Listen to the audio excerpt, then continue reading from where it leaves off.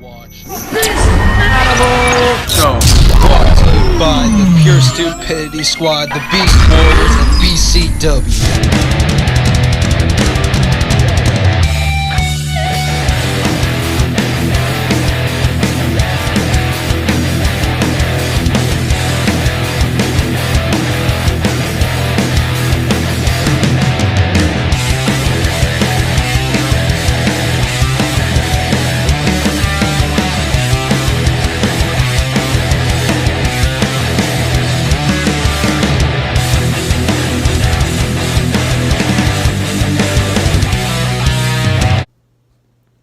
What is up, Beast Warriors? I am here with a movie review for Spider-Man 1 and Spider-Man 2 and Spider-Man 3, which stars Tobey Maguire, the best damn Spider-Man.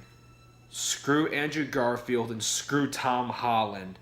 There's only one great actor that is great at playing that role of Spider-Man, and that is Tobey Maguire. And I don't give a shit what any fan of Spider-Man says. Tobey Maguire is the real number one at playing the Spider-Man role. Screw this jabroni middle school Tom Holland, and screw Andrew Garfield.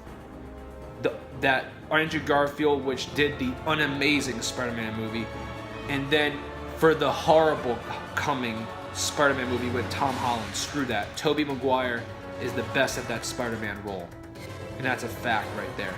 I want to do a review. First, we'll start with Spider-Man 1, and then we'll work our way up to Spider-Man 3. So for Spider-Man 1, basically, you know how Spider-Man's like a high school nerd, obviously, we know that.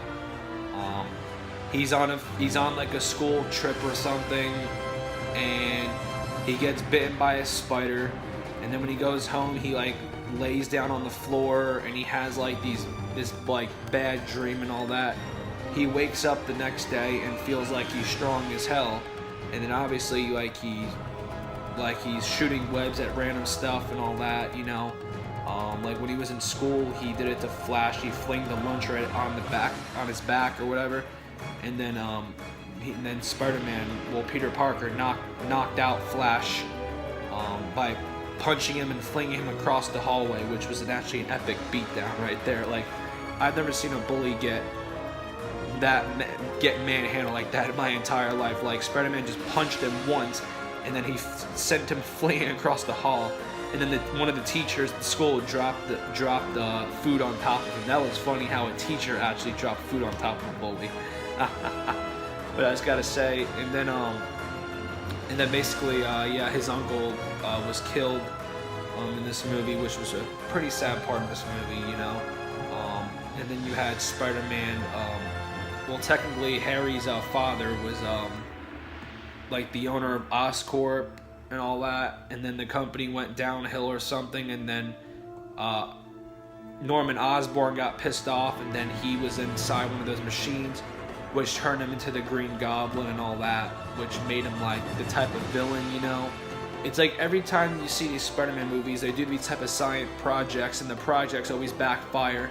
And that's what leads to the villain actually, like, being revealed, you know? It's like every Spider-Man movie, there's some type of scientific thing that makes the villain, you know? It's kind of funny, kind of strange, by the way, you know? So, you have Spider-Man going against the Green Goblin, and Harry thinks that, in this movie, Harry thinks it was just Spider-Man that killed his father, but technically, Spider-Man / Peter Parker, he did not kill his father. He did not. The father killed himself, basically. And plus, the father was trying to kill him.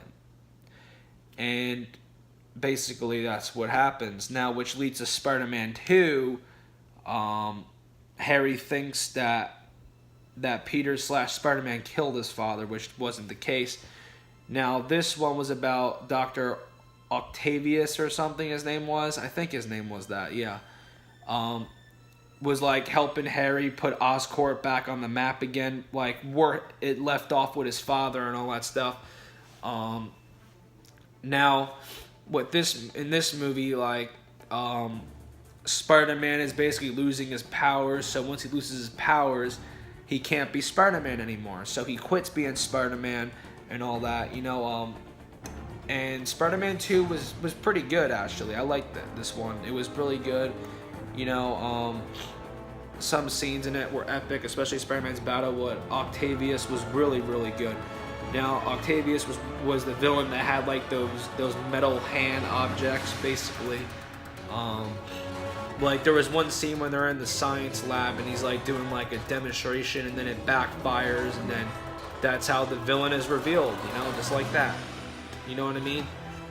And it was just insane, you know. I like the scene that made me laugh my ass off was when Spider-Man was like, when they were in the bank and he was going against Octavius, Spider-Man was like, "Here's your change." That was funny.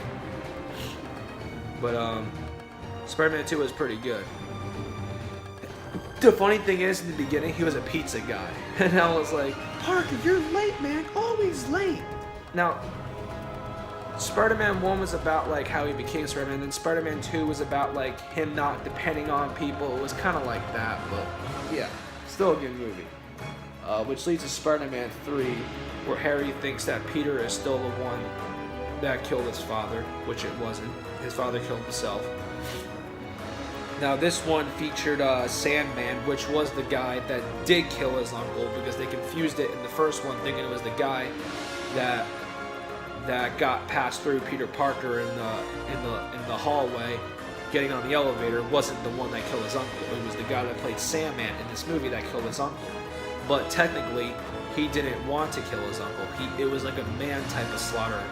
The way he got shot was in a manslaughter way, which means that he accidentally pulled the trigger when he didn't want to pull the trigger. He accidentally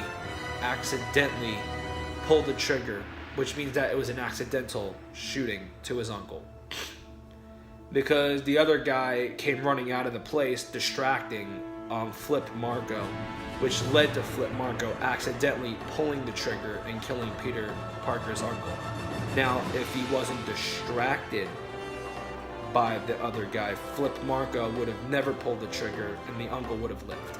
So yeah, that's what happened.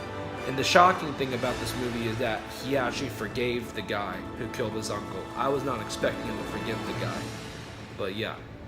Now that was a villain that actually became a good guy and says that he didn't mean to kill his uncle, it was an accident, and then he forgave him. But Venom was actually used in a part of this movie. Venom was alright in this movie, you know. This just makes me really want to see Spider-Man 4. You know, we need a fourth Spider-Man movie, because we can get Carnage in this movie. Do you not realize how good that would be to see Tobey Maguire fight Carnage, man? Come on, man. Would you want to see Carnage versus Spider-Man in a Tobey Maguire movie, man? I don't get why they couldn't make a fourth Spider-Man movie. Like, I don't get why they had to waste time making the Amazing Spider-Man 1 and 2, which did not go the great way like it was going to, like people thought it was going to be. And then the same exact thing happened with the Homecoming movie. It doesn't make any damn sense. But Spider-Man 3 was another good movie. Now, so yeah, I hope you guys enjoyed this movie review, and I'm the Beast Animal, and this is the Beast Animal Show. I come from money, I come from